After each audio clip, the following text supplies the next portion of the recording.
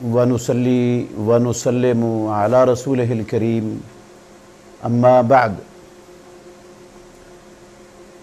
रसूलुल्लाह सल्लल्लाहु अलैहि व आलिहि वसल्लम की पैदाइश के हवाले से कि आप दुनिया में किस तारीख़ को पैदा हुए, अहले सीयर और मुअर्रिखीन का शदीद तरीन इख्तिलाफ है। जमहूर मुअर्रिखीन और सीरत नगार उनका ख़्याल है कि आप आमुल फ़ील में पैदा हुए हैं। बाज़ अहले इल्म का ख़्याल है कि आमुल फ़ील के 10 साल बाद आप दुनिया में तशरीफ़ लाए, और बाज़ का ख़्याल है कि 20 साल बाद, कोई 30 साल बाद कहते हैं। मूसा बिन उक़बा रहमहुल्लाह ने इमाम ज़ोहरी से ये कौल नकल किया है कि 30 साल बाद पैदा हुए हैं आमुल फ़ील के, और बाज़ ने 40 साल का भी लिखा हुआ है। और जमहूर अहले इल्म वो इस बात पर हैं कि आप रबीउल अव्वल के महीने में दुनिया में तशरीफ़ लाए। अब रबीउल अव्वल के महीने की कौन सी तारीख़ थी, इसमें भी शदीद इख्तिलाफ है। बाज़ जमहूर अहले इल्म का ख़्याल है कि आप 9 रबीउल अव्वल को पैदा हुए। महमूद पाशा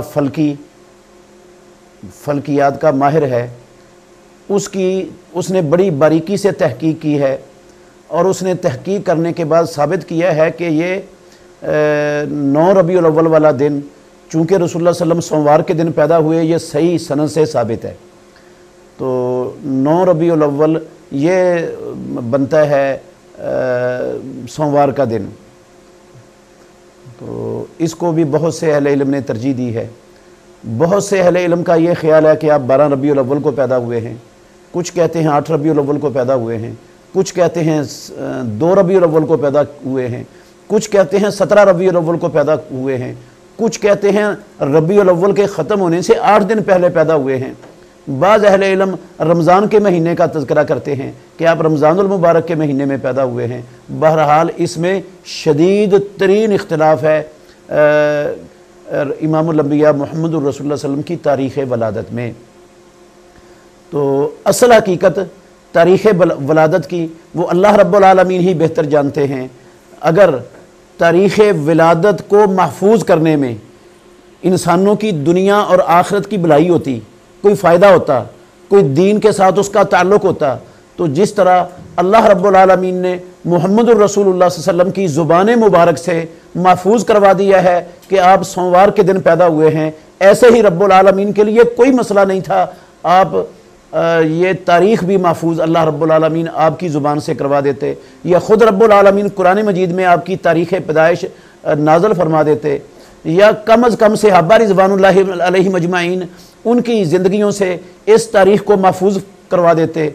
तो ऐसी कोई चीज़ सही सनद के साथ जो अथेंटिक हो और पाए सबूत को पहुँचती हो, इमामुल अंबिया की तारीख़ वलादत के हवाले से कोई पुख्ता चीज़ मौजूद नहीं है। मुअर्रिखीन और सीरत नगारों ने अपने अपने अंदाज़े और हिसाब लगाकर एक नतीजे तक पहुँचने की कोशिश की है। मुमकिन है 12 रबीउल अव्वल वाला ठीक हो, मुमकिन है 9 वाली ठीक हो, मुमकिन है कोई और जो तारीख़ जिक्र करते हैं वो ठीक हो। असल अल्लाह रब्बुल आलमीन बेहतर जानते हैं। तो इससे एक बात ये मुसलमानों को समझ लेनी चाहिए कि किसी तारीख़ वलादत का ना दीन से कोई ताल्लुक़ है, ना इंसानों की दुनिया और आखिरत की फलाह और कामयाबी से कोई ताल्लुक़ है। तो इसलिए अल्लाह रब्बुल आलमीन ने इसको महफूज करवाया ही नहीं। उसमें अल्लाह रब्बुल आलमीन हिकमत को बेहतर जानते हैं कि इसकी तारीख़ की हिफाजत ना करवाने में क्या हिकमत है।